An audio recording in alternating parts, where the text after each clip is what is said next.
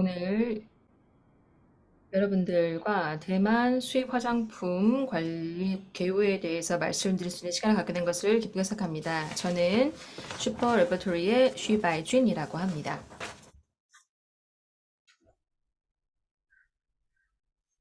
첫 번째 강연에서는 세 가지 내용으로 나눠서 말씀을 드리도록 하겠습니다.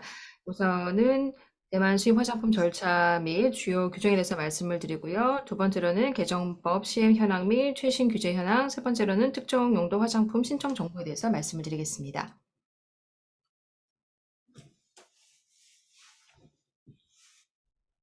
첫 번째 부분으로서 대만 화장품 수입 절차와 주요 규정에 대해서 말씀드리겠습니다.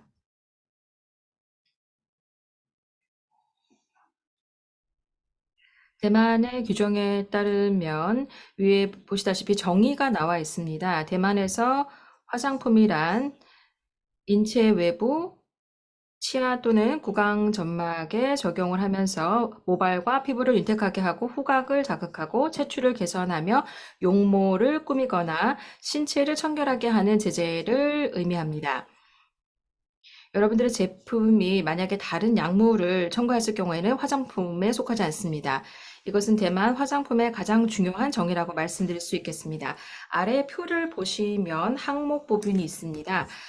사용 방법, 사용 목적, 사용 부위 이렇게 나눠져 있는데요. 여기에 몇 가지 화장품에 관련된 클레임과 화장품이 아닌 클레임이 나눠져 있습니다. 이 부분은 한국의 일부 제품과는 약간 다를 수 있는 부분이 있는데요. 우선 사용 방법을 보시면 만약에 여러분들의 화장품이 바르거나 씻어내거나 뿌리는 방법, 스프레이 방법일 경우에는 화장품 관리에 속합니다. 하지만 제품이 인체의 피부에 주사를 하거나 또는 이렇게 식용으로 먹는 경우에는 화장품으로 관리되지 않습니다. 특별히 말씀드리고 싶은 부분은 일부 예를 들어서 피, 피하에 주사를 할 경우에 이러한 제품도 대만에서는 화장품 관리에 속하지 않습니다. 두 번째는 사용 목적입니다. 청결, 미화, 그리고 모발과 피부를 윤택하게 할 경우에는 화장품의 사용 목적이 될 경우에는 화장품으로 속합니다. 클레임에 만약에 다이어트라든지 아니면은 발모, 육모 또는 모기벌레, 기피제 같은 경우에 이런 클레임이 담겨져 있으면 화장품에 속하지 않습니다. 세 번째, 사용 부위를 보시면은요. 아까 말씀드렸다시피 인체의 피부 외부 그리고 치아, 구강, 점막에 해당될 경우에 예를 들어서 비양욕, 치약이라든지 구강청결제는 화장품으로 관리가 됩니다. 그리고 예를 들어서 일부 제품, 여성의 청결제 같은 경우를 예를 들어 말씀드리자면은 다리 제모제 이러한 제품도 대만에서는 화장품 관리에 속하지 않습니다. 한국의 업체에서 이러한 차이점을 잘 유의해 주시면 좋겠습니다.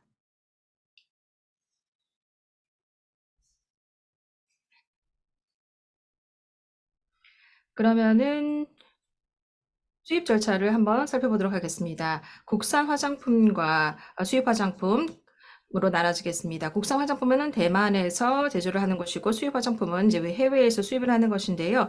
중간에 표를 보시면은 모두 다 일반 화장품과 특정 용도 화장품으로 나눠지게 됩니다. 만약에 제품이 일반 화장품일 경우에는 지금은 화장품 등록 시스템을 통해서 제품을 정부 시스템에 등록을 하셔야만 합니다. 그리고 시판 후 이제 모니터링을 받게 됩니다. 만약에 화장품이 특정 용도 화장품일 경우에는 허가증 신청을 해야 되고 허가증을 받아야만 수입을 할 수가 있고 시판이 가능합니다. 이 허가증은 반드시 대만 정부에 신청을 해야만 허가를 받을 수가 있고 받을 수가 있습니다. 그렇다면은 어떠한 화장품이 허가증이 필요할까요? 지금 아래 표가 하나 있는데요. 연두색 표를 보시면은 자외선 차단제, 연모제, 펌제, 데오트란트, 그리고 치아 미백 이러한 클레임이 포함될 경우에는 모두 다 특정 용도 화장품으로 분류가 됩니다. 이 밖에 만약에 예를 들어서 보습이라든지 아니면은 뭐 이러한 에머절류 뭐 이러한 같은 경우는 일반 화장품으로 분리가 되기 때문에 허가증이 필요 없습니다. 대만에서 화장품 분류를 보시면 오른쪽 하단에 보시면 14가지로 나눠져 있는데요. 한번 보시면 될 것 같습니다.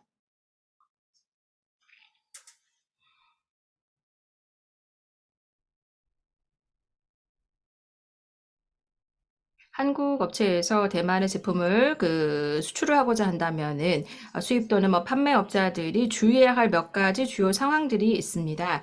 우선은 여러분들의 제조업체, 한국의 업체가 반드시 제조 공장이 GMP라든지 ISO 22716 표준 이상이 되어야 됩니다. 어, 2276 표준 이상이면은 괜찮습니다. 그리고 제품이 대만에 수출을 할 때 우선은 판정을 받아야 됩니다. 이제 속성 판정을 받으셔야 되는데요. 일반 화장품 관리인가 아니면은 이제 허가증이 필요한 특수 화장품인가를 확인하셔야 됩니다. 만약에 특수용도 화장품일 경우에는 허가증을 발급받으셔야만 합니다. 그리고 세 번째는 제품 등록입니다. 일반 화장품, 특정 용도 화장품, 특수용도 화장품 상관없이 모두 다 이제 제품 등록을 꼭 하셔야만 합니다. 네 번째로는 제품 정보 파일입니다. PIF라고 제가 약칭을 하는데요. PIF는 2024년 7월부터 정식으로 시행이 됩니다. 시행되는 첫 번째 부분은 특수용도 화장품에 해당이 됩니다. 내년 2024년 7월 이후에는 이제 허가증 제도가 폐지가 되고요. 모두 다 제품 정보 파일 PIF로 관리가 됩니다. 다섯 번째를 보시면 제품이 시판되고 난 다음에는 반드시 중문 라벨을 부착하셔야 되고요. 제품 설명 스티커가 부착이 되어 있어야만 합니다. 이것은 시판 전에 업체가 준비를 하셔야 되는 부분이고요. 시판 후에는 다음 몇 가지를 유의하셔야 됩니다. 업체에서는 우선은 제품의 공급원, 그리고 유통 관련 자료가 있고요. 그리고 만약에 소비자 아니면 업체에서 소비자도 그렇고요. 만약에 심각한 부작용이 있을 경우에 그러면은 어떻게 이것을 통보를 해야 될지 이 제도도 여러분들이 수립을 먼저 하셔야만 합니다. 그리고 이제 부작용이 있을 경우에 이미 이제 시판이 될 경우에는 어떻게 회수할 것인가 이 방법도 여러분들이 미리 준비를 하셔야만 됩니다. 네, 두 번째 부분은 개정법 시행 현황과 최신 규제 동향에 대해서 말씀드리겠습니다.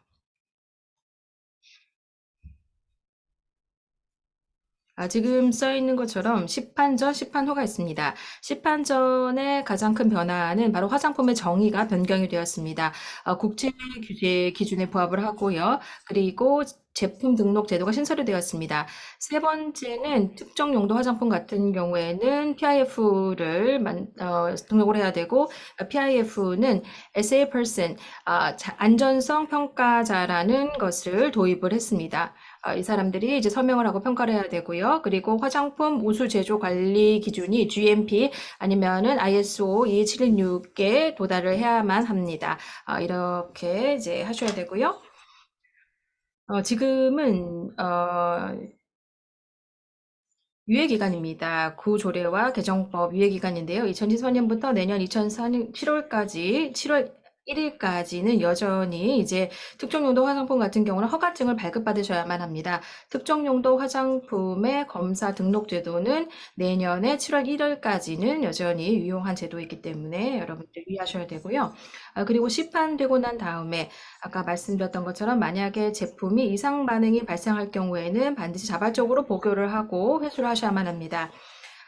그리고 제품이 그러니까 대만에 이제 통관을 했을 때 시판을 하고 난 뒤에도 이제 각 정부기관에서 이제 비정기적으로 검사를 받게 됩니다. 그리고 세 번째로는 이제 형사처벌을 폐지했고요. 그리고 벌금을 대신에 강화를 시켰습니다. 네 번째로는 이제 윌스블러 제도라고 해서 신고 포상 제도를 도입을 했습니다. 한국 업자에서 만약에 뭐 지사가 있을 경우에 내부 직원도 이제 신고를 할 수가 있습니다. 원래의 회사에서 뭐 여러 가지 문제가 있을 경우에는 이러한 내용들을 신고를 할 수가 있고요. 신고자는 이제 해당 관련해서 포상을 또 받을 수가 있습니다. 포상금을 받을 수가 있습니다. 그리고 광고 문구 사전 심사를 취소를 했고요. 대신에 이제 광고법 위반 처벌 수위를 더 강화를 시켰습니다.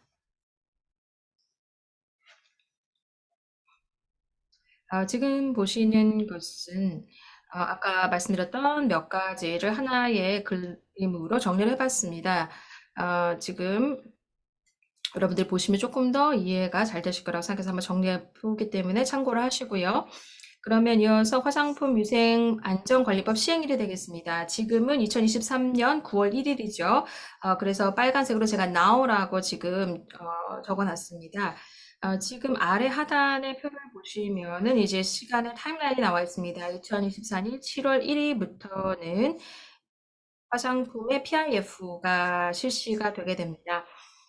첫 번째 방향은 이제 단계적으로 이게 시행이 되는데요. 첫 번째 적용 분야는 특정 용도 화장품입니다. 특정 용도 화장품은 PIF를 준비를 하셔야 되고요. 2025년 7월 1일에는 영유아용, 입술용, 눈 부위용 화장품, 의약품이 아닌 치아 구강 청결제도 PIF에 문서를 준비하셔야만 합니다. 2026년 7월 1일부터는 모든 화장품이 PIF를 준비를 하셔야만 합니다. 그리고 두 번째 밑에 보시면은 제품 등록이 되겠습니다. 이제 제품 등록과 관련된 또 타임라인이 나와 있는데요. 2021년 7월 1일은 이제 유예 기간입니다. 지금은 일반 화장품도 이제 제품 등록을 하셔야만 합니다. 내년 2024년 7월 1일부터는 모든 이제 화장품이 다 이제 제품 등록을 하셔야 되고요. 이것은 이제 단계적으로 이제 진행이 되는 것입니다. 그래서 여러분들이 이 타임라인을 잘 기억을 하셔서 여러 가지 시행착오가 없으시기를 바라겠습니다.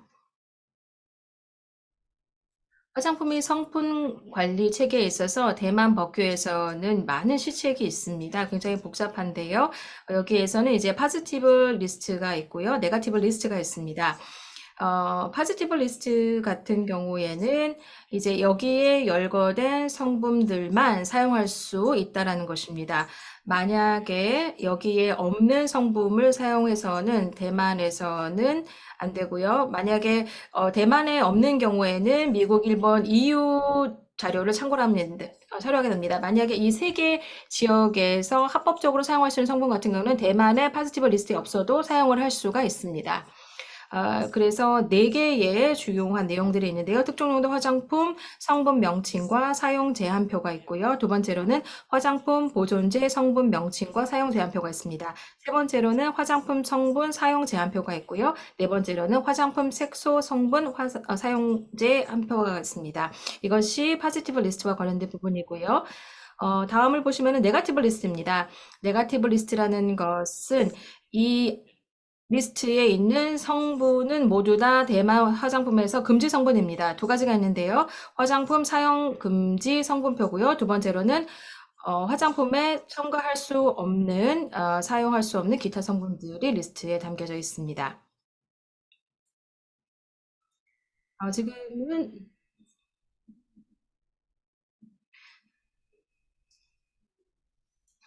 네, 네거티브 리스트에서 조금 더 구체적으로 설명을 드리도록 하겠습니다.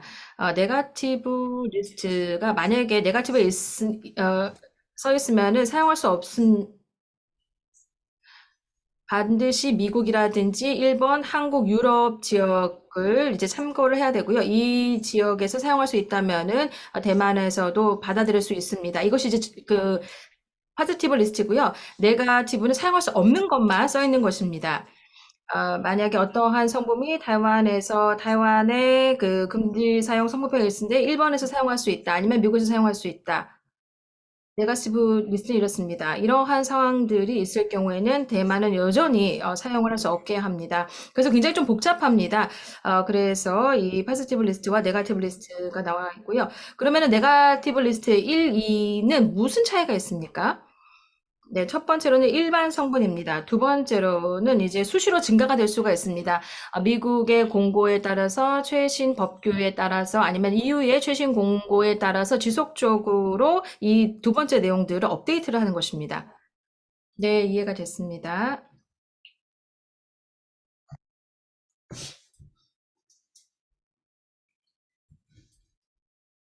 네, 그러면 그다음부터 이, 이 법과 관련한 여러 근거를 말씀드렸는데 중요한 포인트를 말씀드렸습니다. 그래서 통관 관련해서는 통관 관리가 더욱 강화되었고요. 또 화장품의 제품 공급원과 유통 자료 관리 방법에 대한 부분이 강화가 되었습니다. 그리고 심각한 부작용이 있을 때 그것을 또 회수를 하고 보고를 해야 하는데 그런 부분도 주요 사항으로 개정이 되었습니다. 그다음으로는 이제 제품 등록 방법인데요. 일반 화장품의 경우에는 그 등록 제도가 이미 시행이 되고 있습니다. 그래서 한국의 업체들이 대만으로 수출을 하고자 한다면 반드시 제품의 등록을 완료를 하셔야 합니다. 그리고 특정 용도 화장품이라고 한다면 늦어도 내년 7월 1일까지 등록이 완료되어야 합니다. 그리고 대만의 그 제조업자에 대한 그 배합 제조 모니터링 실시 관련한 그 시행 채택도 시행이 되고 있습니다. 그리고 여섯 번째는 그 말씀드렸던 신고 및 포상 제도입니다. 신고자 또는 현직 또는 퇴직자가 신고를 했을 때 그 사항이 실제로 밝혀질 경우에는 그에 상응하는 포상금을 받을 수 있습니다. 그리고 그 다음으로는 화장품의 범위와 종류표인데요. 그 의약품이 아닌 치약과 구강 청결 재료가 화장품의 유형으로 추가가 되었습니다. 그리고 네, 그 다음으로는 이제 한국에서 많은 원료를 대량으로 이제 수입을 해서 대만에서 소분하고 충전할 경우에는 그 해당 그 소분과 충전을 담당하는 공장도 GMP 기준에, 대만의 공장도 GMP 기준에 부합해야 합니다. 그 다음으로는 이제 화장품 사용 금지 성분표와 사용 제한표에서 이제 추가된 부분을 표시하였습니다. 네, 하나 또 질문이 있는데요. 이 금지 성분표에 BSE와 관련해서 어떤 그 부호가 있는데 무슨 의미일까요? 예를 들어서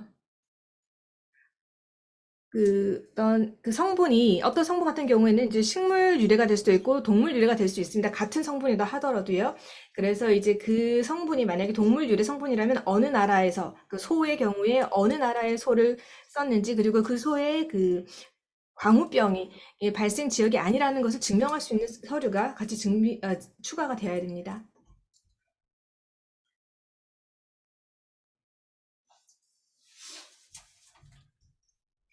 네, 그 다음은 표시 규정 부분입니다. 2021년 7월 1일부터 이미 표시 규정이 적용이 되어 시행되고 있습니다. 그래서 한국에서 대량으로 화장품이 대만으로 수입되었을 때, 그러고 나서 대만에서 소분해서 충전을 하게 되면은 그 라벨에 대만에서 충전이 되었다라는 문구가 반드시 표시가 되어야 합니다. 그리고 또 이 포장 또는 포장에 한자가 있을 수 있는데요. 그 한자가 뭐 약용이다, 약, 의약 또는 메디케이트 같은 영어 같은 표현이나 혹은 이와 동일한 의미의 외국 문구가 들어간 수입 화장품은 반드시 중문 라벨에 다음의 내용을 표시해야 합니다. 이 제품은 화장품에 속하고 의료 효능이 없다는 것을 반드시 중문으로 표시를 하셔야 합니다. 네, 그 다음으로는 중문 라벨 표시 규정입니다. 대만에는 10개의 이 내용을 라벨에 반드시 넣어야 합니다. 제품명과 용도, 그리고 용법 및 보관 방법, 그 다음에 중량과 함량, 그리고 모든 성분을 다 열거를 해서 표시를 해야 합니다. 이 성분과 관련해서는 전 성분이 다 표시가 되어야 하고, 특히 성분표의 함량의 정도에 따라서 함량이 높은 순서대로 차례차례 열거를 하셔야 합니다. 굉장히 주의를 하셔야 하고요. 그 다음에 제품 사용 시 주의사항도 표시를 해야 합니다. 3세 이하의 영화는 사용할 수 없다. 혹은 이 제품은 저자극 제품이다. 뭐 이런 부분들을 다 표시를 하셔야 하고요. 그 다음에 제조 또는 수입업자의 명칭, 주소, 전화번호가 표시가 되어야 하고 또 한국에서 수입이 되었을 경우에는 수입 제품의 원산지가 한국이라는 것도 표시를 해야 합니다. 원산지 출처를 명시를 해야 하고 여덟 번째는 그 세 개 중에 하나를 선택할 수 있는데요. 하나는 제조 연월일 및 유효 기간을 쓰거나 아니면 제조 연월일과 보존 기한을 쓰거나 아니면 유효 기간과 보존 기한을 표시하는 방법입니다. 이 세 가지 패턴 중에 하나를 선택해서 보존 기한을 표시를 하시면 됩니다. 그 아홉 번째는 로트 번호입니다. 제품의 로트 번호인데요. 그 외부 포장에 적을 수 있습니다. 그래서 그 외 포장에 그 로트 번호를 표시하실 수 있고요. 그 다음에 열 번째는 표시하는 기타 사항입니다. 일부 성분의 경우에는 특별한 주의사항이 필요할 수 있습니다. 그래서 그런 부분을 이제 고시가실 경우에는 표시를 해야 하고요. 또 특정 용도 화장품이라고 한다면 그 허가증이 필요한데요. 그래서 그 5번 전성분표 부분에서 그 특정 용도 성분의 함량을 별도로 표시를 해야 합니다. 예를 들어서 징크 다이옥신이나 이런 같은 경우에는 이제 그 자차제인데요. 그런 것들도 특정 용도로서 성분이기 때문에 반드시 표시를 하셔야 합니다. 그리고 10번은 바로 그 특정 용도 화장품의 경우에는 그 허가증 번호를 반드시 표시를 하셔야 합니다. 지금 보시는 것은 일반 화장품의 표시 규정에 따른 사례입니다. 한번 보시면요. 제품명, 제조 공장, 그리고 순중량, 용도, 사용 방법, 전 성분, 그리고 보존 기한과 여러 기타 주의사항 등이 포함되어 있습니다. 대만에서 소금 충전되었을 경우에는 대만 충전이라는 표시가 필요하고요. 그리고 의학이나 한자로 이런 의학적 부분에 관련된 용어가 써져 있으면 중국어로 본 제품은 화장품으로서 의학적 효능이 없다는 것을 반드시 명시를 해야 합니다. 네, 그리고 표시 위치를 살펴보겠습니다. 대만에서는 소비자가 화장품을 그 모든 라벨 자체를 온전하게 볼 수 있게끔 시행하고 있습니다. 그래서 이제 크기가 각각 다를 텐데요. 제품이 너무 작아서 중문 라벨을 붙일 수 없을 때는 또 다른 방법을 적용하는데요. 제품의 최대 면적을 기준으로 해서 이제 그것이 소용량인지 아닌지를 결정합니다. 그래서 지금 그림을 보시면 분홍색 부분이 해당 제품의 가장 최대 면적이라고 여겨지는 부분입니다. 그래서 그것이 뭐 튜브형이든 뭐 종이 박스일 수도 있는데요. 그럴 때는 이제 그것을 평면으로 펼쳤을 때 여기 분홍색으로 보이시는 그 면이 그 해당 제품의 최대 면적이 됩니다. 만약에 이러한 최대 면적의 표면적이 40제곱센티미터 이상인 경우에는 중문 라벨을 직접 제품 위에 부착하면 됩니다. 그렇게도 충분히 가능하고요. 너무 작거나 그럴 경우에는 그 포장 자체가 너무 작고 병이 너무 작은 병이다. 그래서 그 최대 면적이 40제곱센티미터 이하인 경우에는 뭐 택을 달거나 혹은 뭐 제품 설명 카드를 끼워 놓는 방식으로 해서 해당 내용을 고시할 수 있습니다. 그리고 우측 상단에 조그만 그림이 있는데요. 여기 택을 단 제품의 사례이고요. 그 제품을 그 선으로 택을 달아서 제품에 묶어두는 방식도 대만에서 가능합니다.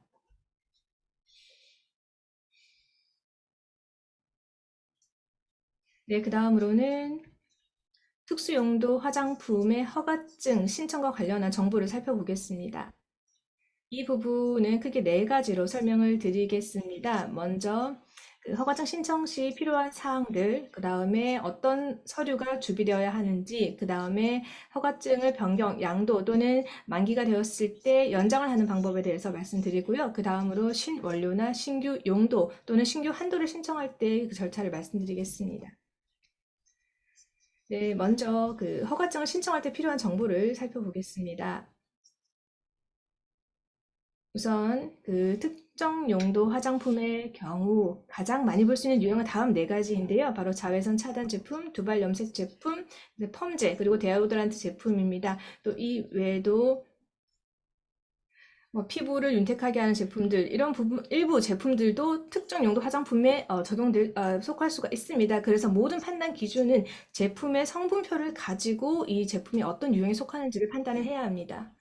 그리고 해당 제품 뭐 약품, 의약품 성분이 포함된다고 하면 대만에서 해당 제품을 의약품으로 관리하게 될 수도 있습니다. 그래서 그 한국의 업체분들께서 이 부분을 좀 유의를 하셔야 합니다.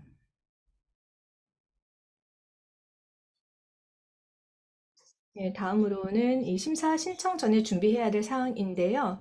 먼저 내 제품이 어떤 유형인지를 확인을 해야 합니다.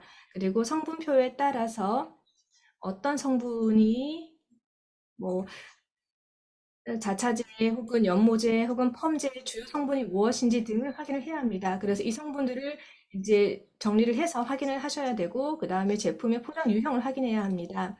그 한국의 많은 그 자외선 차단제의 경우에는 여러 가지 그 테스트용이라든지 뭐 리필용이라든지 뭐 굉장히 다양한 형태로 제품 포장이 되고 있는데요. 그런 부분들을 분들 반드시 사전에 확인을 해야 합니다. 그다음 필요한 서류를 준비하셔야 합니다. 모든 서류들은 가지고 와서 제출만 하면 되는 게 아니고요. 제품의 정보를 한 권으로 묶을 수 있어야 합니다. 뭐 공장 이름, 명칭 이런 것들이 다 모든 문서들이 다 서로 일치하는지를 확인을 하셔야 합니다. 그 다음에 신청서를 제출하셔야 하고요. 대만의 정부기관에 신청서를 제출하셔야 하고 그 신청을 할 때 건당 수수료가 발생합니다. 신청 비용의 경우에는 대만 달러로 12,000달러 대만 달러이고요. 신청을 허가를 받고 나서 이제 허가증을 발급을 받아야 하는데요. 그 허가증을 발급할 때도 건당 대만 달러 1,500달러가 소요됩니다. 그리고 그 한국의 업체분들께서 이런 질문을 하십니다. 그 허가를 취득하기 전에 대만으로 먼저 수출을 해도 되나요? 라고 질문을 하시는데요. 그 허가증을 받기 전에는 대만으로 제품을 수출하시지 말기를 바랍니다. 왜냐하면 그 통관을 할 때 세관에서 해당 제품이 허가증을 받은 것을 확인해야만 통관을 시켜주기 때문입니다.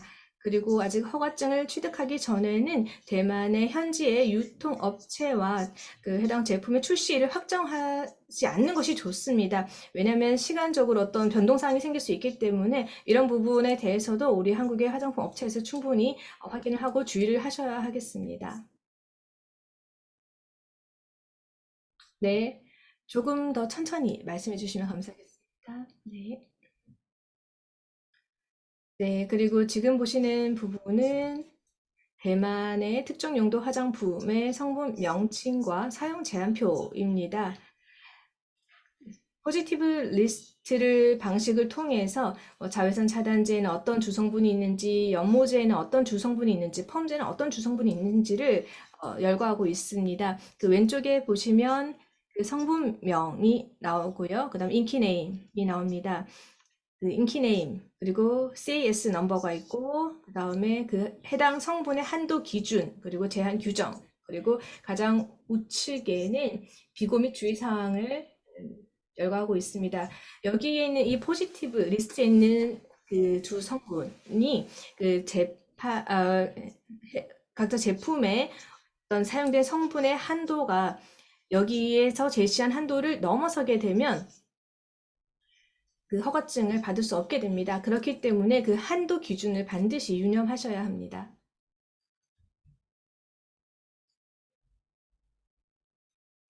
네, 그리고 방금 그 포지티브 리스트와 관련한 부분을 말씀을 드렸는데요. 그래서 주성분을 판단할 때는 먼저 그 용도, 그다음 함량을 보게 되고, 그 다음에 그 해당 제품에 대만의 포지티브 리스트에서 열거하지 않은 성분이 포함되어 있을 때는 미국, 일본 또는 EU 등 이 세 개 지역에서 그 사용할 수 있도록 허가하고 있는 성분에 포함되어 있다라고 한다면 해당 그 성분을 대만에서도 인정을 받고 사용할 수 있습니다. 그래서 이런 부분도 꼭 기억을 해두시면 좋겠습니다. 네, 지금 보시는 것은 또 다른 이제 주성분의 판단 근거인데요. 그 화장품에는 성분표가 있고 또 성분표를 가지고 주성분을 판단할 수 있는데요. 그 용도가 예를 들어서 자외선 차단 용도이다. 그러면 이제 특정 용도 화장품이 되는 것이고요. 또 어떤 경우에는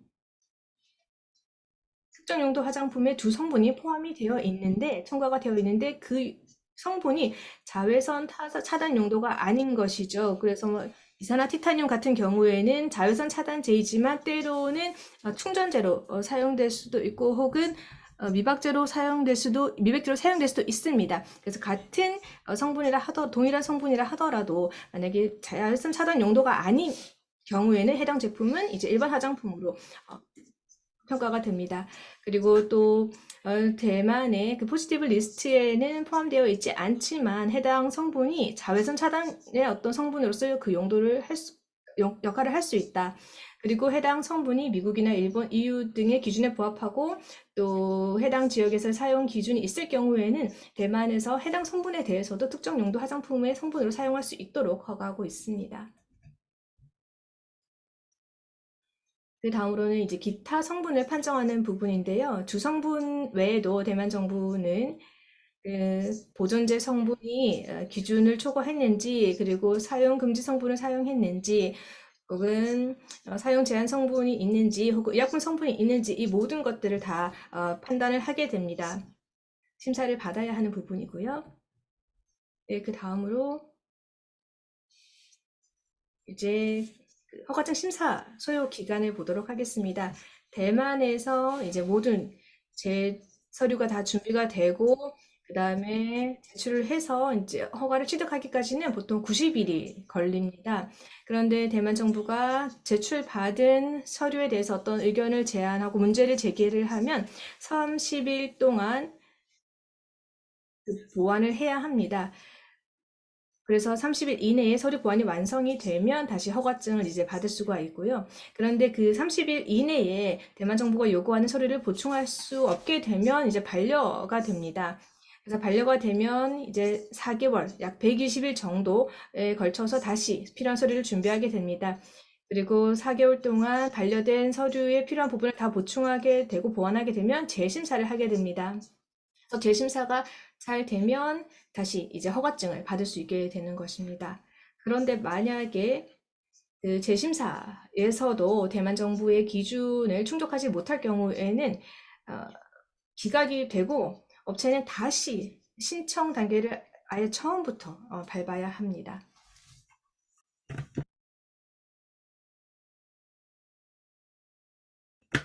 네, 그러면 검사 등록 제출 서류와 관련된 내용에 대해서 말씀을 드리겠습니다. 특정 용도 화장품을 신청하기 위해서는 10가지 문서가 필요합니다. 우선은 대만 회사의 사업자 등록증이 필요하고요. 두 번째로는 한국 측에서 위임한 수권서, 위임장이 필요합니다. 세 번째로는 제조 공장 위탁 생산 계약서입니다. 한국의 업체가 임시 한국의 다른 제조업체와 이제 대리 생산을 할 경우에는 이러한 계약서를 제출하셔야 되고요. 하지만 만약에 한국의 업체가 자체적으로 공장이 있을 경우에는 이것은 제출하지 않으셔도 됩니다. 3번은 생략하셔도 됩니다. 네 번째로는 원산지 제조 증명서입니다. 이 부분도 좀 부연 설명을 드리면 만약에 제가 말씀드린 것처럼 그리고 이제 5번째는 자유 판매 증명서가 되겠습니다.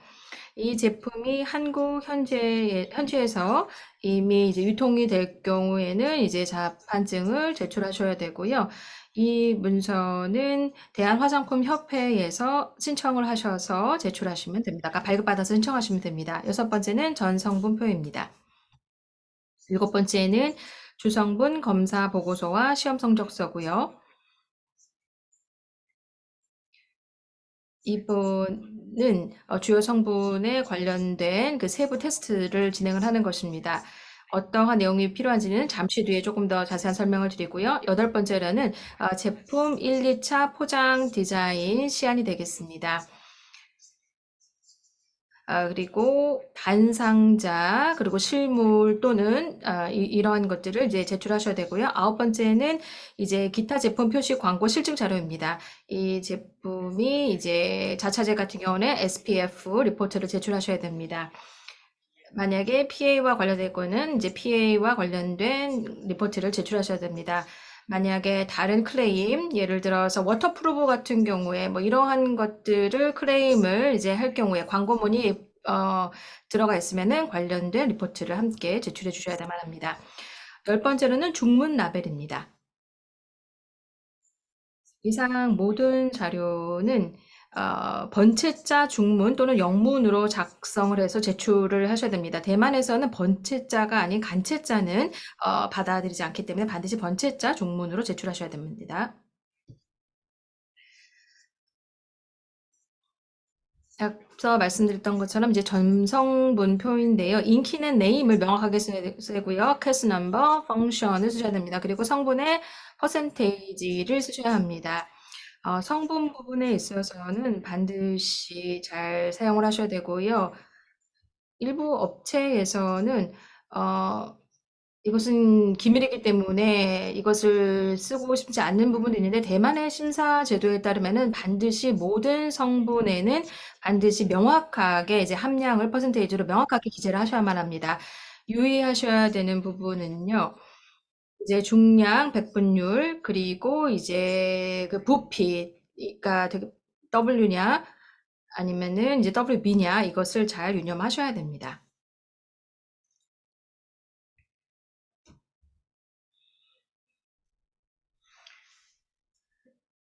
지금 보시는 것은 판매 수권서 위임장이 되겠습니다. 한국의 업체가 대만 업체 A 회사에 이제 판매를 원하는 이제 B 제품을 위한 그런 판매를 위한 위임장이 되겠습니다. 그래서 참고해 주시면 될 것 같고요.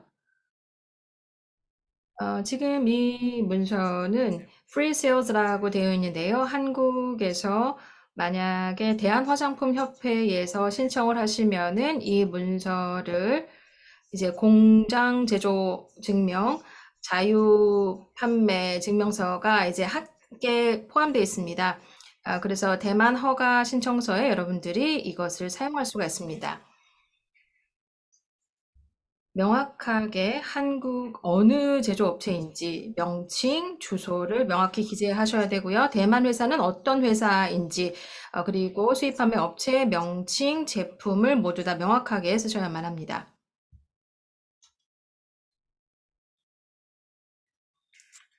네, 지금 보시는 것은요, 아까 말씀드렸던 이러한 문서들은 자판증이라든지 아니면은 공장 제조 증명서, 성분표, 이러한 것들은 모두 다 공증 또는 이제 사증을 받으셔야만 합니다. 공증이라는 것은 한국의 법률 기관, 예를 들어서 한국의 법원이라든지 이러한 문서가 진실성을 가지고 있다. 이러한 것들을 이제 공증을 받으시는 거고요. 그리고 가장 간단한 방법, 가장 빠른 방법은 바로 사증이 되겠습니다. 이제 사증 같은 경우에는 이제 타이완의 약간 주 한국 타이베이 대표부에다가 신청을 하시면 됩니다.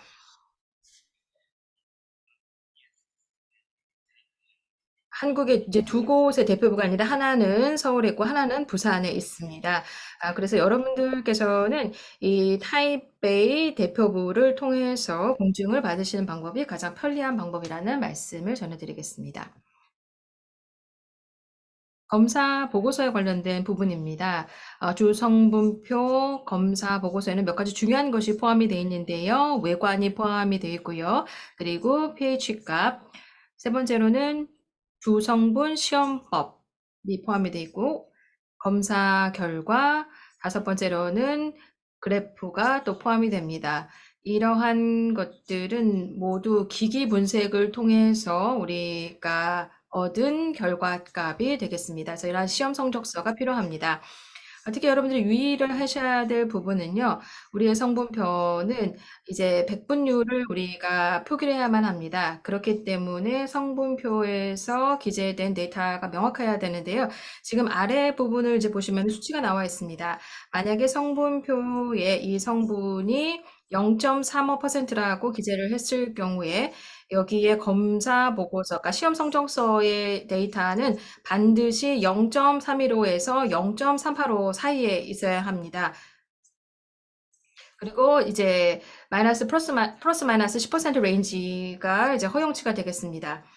이것을 넘어서서는 안 될 것입니다. 그래서 이 범위에 포함이 돼야만 이러한 결과값만이 검사 보고서로서 대만에서 받아들여질 수 있는 시험 성적서입니다.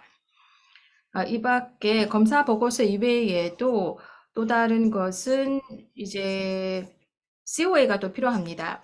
이 COA를 한국 업체에서 생각을 하는 COA는 저희의 COA와 다릅니다. 이 보고서를 이제 기반으로 한 것이 제품 COA가 아닙니다. 제품 COA에는 미생물, 종금속 아니면 기본적인 뭐 이러한 것들이 들어가 있습니다. 그렇기 때문에 여러분들이 보신 COA는 다릅니다. 그래서 검사 보고서 COA는 제품 COA와는 다르다는 거 다시 한번 말씀드리겠습니다. 그러면 이것은 이제 그래프가 되겠습니다. 그래서 지금 샘플로 보여드리는 부분이고요. 대만에서는 이 그래프를 참고로 하게 됩니다. 그래서 이러한 데이터를 살펴보게 되고요. 이러한 아래에 나와 있는 데이터를 가지고 그리고 검사 보고서에서 계산한 숫자를 보고 이제 성분표의 내용과 내용의 데이터가 이제 일치하는지 이러한 것들을 보게 됩니다.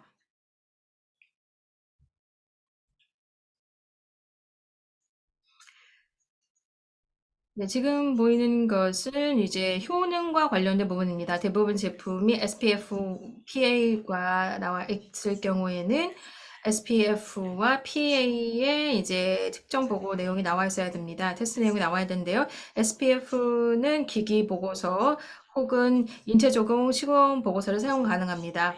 만약에 PA 같은 경우에는 이러한 효능 클레임은 인체 적용 시험 검사 보고서만 받아들입니다. 그래서 SPF와 PA의 차이를 확인해 보시기 바랍니다.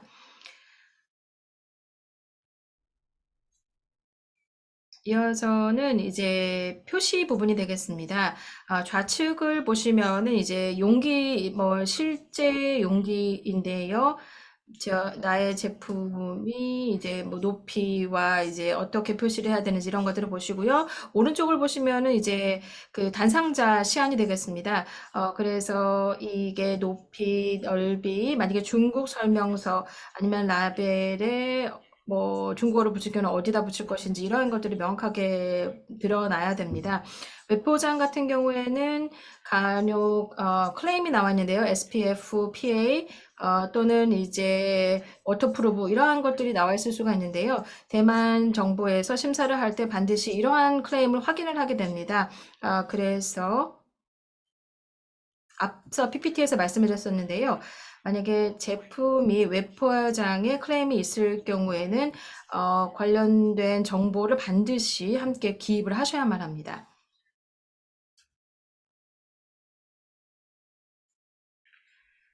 지금 보시는 것은 특정 용도 화장품 중문 라벨 샘플이 되겠습니다. 일반 화장품 라벨과 큰 차이는 없습니다. 거의 유사합니다. 하지만 노란색으로 되어 있는 부분을 조금 보시기 바라겠습니다. 주요 성분의 함량은 반드시 기재를 하셔야만 합니다.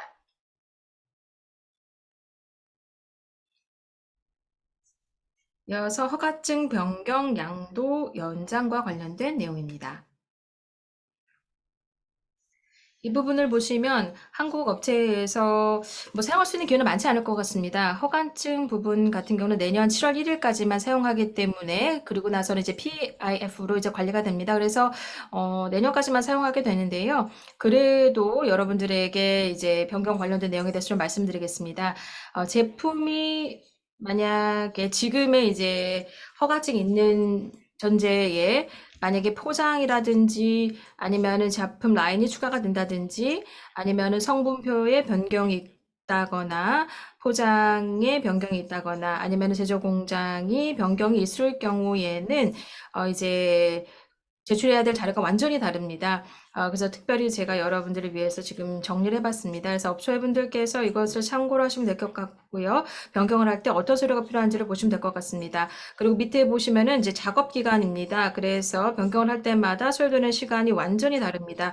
그래서 여러분들이 대략 어떻게 얼마만큼의 시간이 소요되는지 이 표를 통해서 확인하시면 될 것 같습니다. 이어서 허가증의 양도와 연장과 관련된 내용입니다. 양도라는 것은 타이완의 회사가 여러분들의 에이전시가 뭐 A에서 B로 바뀌었을 경우에 이럴 때는 양도가 필요합니다. 허가증은 A 회사에서 이제 B 회사로 양도를 할 수가 있습니다. 이럴 경우에는 시간이 60일 정도가 소요가 됩니다. 이 밖에 맞게 이제 허가증의 연장이 있습니다. 만약에 내년 7월 1일부터는 이제 PIF 제도가 실시가 되는데 만약에 허가증이 2024년 2월 달에 만기가 될 경우에는 이때는 4개월 동안의 공백이 있습니다. 그래서 4개월 동안에 여전히 이 제품을 판매를 하고자 한다면은 반드시 연장을 하셔야만 합니다. 허가증 연장을 하기 위해서는 몇 가지 서류를 제출을 하셔야 되는데요. 지금 보시는 것처럼 이제 연장을 하실 경우는 그러니까 21일 정도가 소요가 됩니다. 한국의 업체가 대만에 허가증이 있으실 경우에 연장을 하셔야 되는 것은 여러분들의 허가증 기간 만료 6개월 전에 신청을 하셔야 되기 때문에 만기가 언제인지를 반드시 먼저 사전에 확인하셔야 됩니다. 네, 다음으로는 신원료 및 신규 용도 또는 신규 한도 신청에 관한 부분을 말씀드리겠습니다.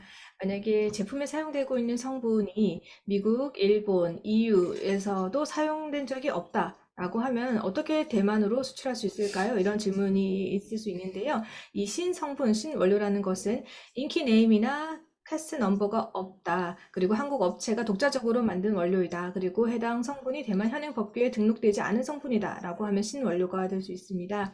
그래서 가장 흔히 볼 수 있는 예를 하나 말씀을 드리면요. 그 칸다비디올, CBD의 경우에는 이 한국에서는 굉장히 사용되고 있고 미국에서도 사용이 되고 있습니다. 하지만 이 CBD는 대만에서는 사용이 금지가 되어 있습니다. 그래서 이 칸다비디올이 포함된 제품을 대만으로 수출을 하기 위해서는 신원료 신청을 해야 합니다. 그리고 나노 징크 옥사이드 같은 경우도 대만에서는 여전히 이제 사용이 되지 않고 있습니다. 그래서 제품에 나노 징크 옥사이드를 포함하고자 한다면 추가적인 신청을 하셔야 합니다. 그런데 만약에 제품에 이산화 티타늄이 포함되어 있으면 그리고 그것이 이제 자차제로 성분으로서 사용된다면 또 대만에서는 사용이 가능합니다. 그래서 그 세부적인 부분을 유념하셔야 하고요. 네, 그리고 이 CBD 성분의 경우 한국에서도 금지된 성분입니다. 그러면 그 방금 말씀하신 부분은 만약에 CBD가 대만에서 신원료로 신청을 하게 되면 대만에서는 사용할 수 있다는 말씀이십니까? 네, 맞습니다. 그 신원료로 신청을 해서 통과가 되면 이 CBD를 대만에서 사용할 수 있습니다. 그러면 대만에서 통과될 가능성은 없나요? 네, 사실 높지는 않습니다. 네, 감사합니다. 네, 그 다음으로는 신규 용도 부분을 보겠습니다. 이 기존의 성분을 다양한 용도로 사용하고 싶다라는 겁니다. 그러니까 허가증 이외의 용도로 사용하고 싶을 때 그것을 신규 용도로 신청을 하셔야 합니다. 이런 경우는 많지는 않습니다. 왜냐하면 PIF로 관리를 해야 하기 때문이고요. 또 신규 한도 부분입니다. 사실 대만에서는 한도 기준이 있습니다. 그래서 예를 들어서 징크 옥사이드의 경우, 이산화티타늄 같은 경우에는, 아, 징크 옥사이드 같은 경우에는 25%, 그리고 이산화티타늄도 25%까지 사용할 수 있는데요. 이 기준을 넘어서 사용하고자 한다면 신규한도 신청을 하셔야 하고, 그래야만이 이제 추가적인 한도로서 사용할 수가 있습니다. 그리고 제품의 원료에 따라서 그 최대 그 배합과 관련해서 이런 부분을 이제 신청을 해야 할지 아닐지를 이제 판단을 하셔야 합니다. 이 신원료나 신규 용도 혹은 신규 한도 신청에서 필요한 서류가 각기 다릅니다. 그래서 이런 부분을 대만에서 이제 신청한 업체가 그렇게 많지도 않습니다만 이 각각의 그 항목별로 신청을 할 때 어떤 부분이 필요한지를 정리를 해봤습니다. 동그라미 부분은 반드시 제출을 해야 하는 부분이고요. 삼각형 세모로 표시한 부분은 상황에 따라서 개별 사안에 따라서 결정을 필요한지가 달라집니다. 그리고 X 표시는 자료의 제출이 불필요한 부분입니다. 그래서 이 세 가지 부분에 있어서 신청을 할 때 대부분 150일 정도 소요가 된다는 것을 알려드리겠습니다. 그리고 이 굉장히 특수한 상황이라고 할 수 있겠는데요. 화장품 성분은 대부분 이제 효능성을 가지고 있습니다. 그래서 그것이 신원료이든 신규 용도이든 신한도이든 그 부분과 관련한 그 효능성과 관련한 테스트 결과가 필요합니다. 그래서 있다면 제출이 충분히 가능하고요. 또 다른 나라에서 했던 그 테스트 결과라도 제출을 할 수도 있습니다. 그것이 뭐 유럽이나 미국이나 일본이나 EU뿐만 아니라 뭐 이탈리아나 말레이시아에서도 그런 시험들이 통과를 했다면 해당 자료를 가지고 대만에 와서 신청 서류로서 사용하실 수가 있습니다.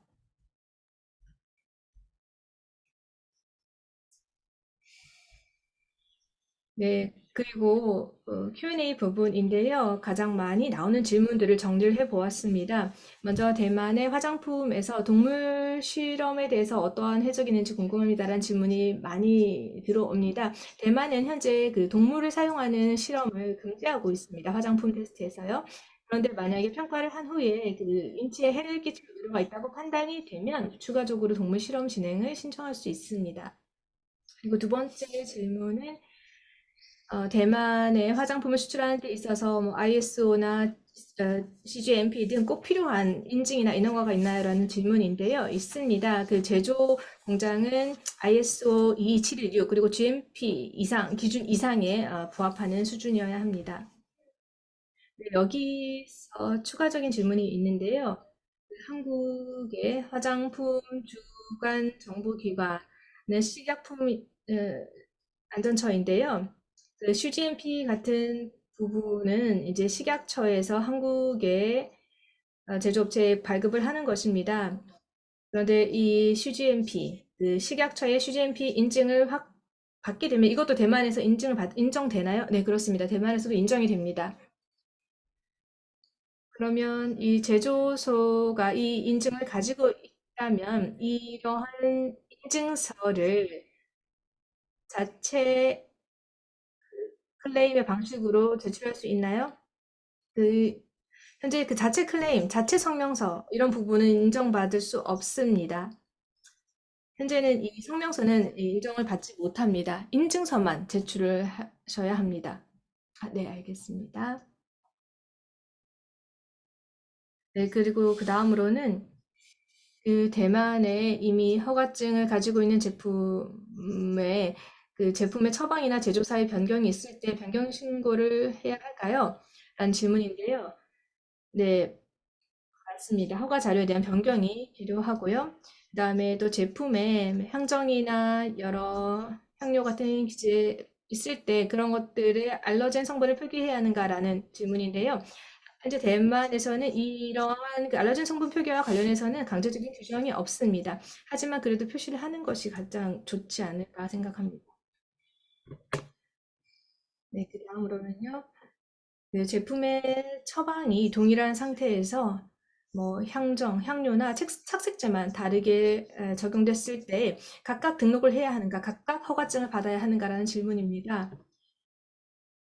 그 제품을 등록을 하게 되면 그 처방이 다르다면 등록을 각각 해야 하는데요. 허가증의 경우에는 처음에 신청을 할 때 이 모든 대형과 색깔을 다 준비를 해서 그것을 하나의 통합을 해서 하나의 허가증으로 신청할 수 있습니다. 하지만 결국은 가장 중요한 것은 그 성분표를 가지고 판단을 하셔야 합니다. 그리고 제품의 등록 또는 허가증을 받기 전에 그 처방에 있는 성분이 대만에서 사용할 수 있는 성분인지를 어떻게 확인해야 하나요? 라는 질문인데요. 이 부분에 대해서는 대만 현지에 있는 컨설팅 업체에 위탁을 하거나 혹은 대만에 있는 지사의 그 관련 내용을 확인할 수 있는 협조 요청을 하시는 것이 좋을 것 같습니다.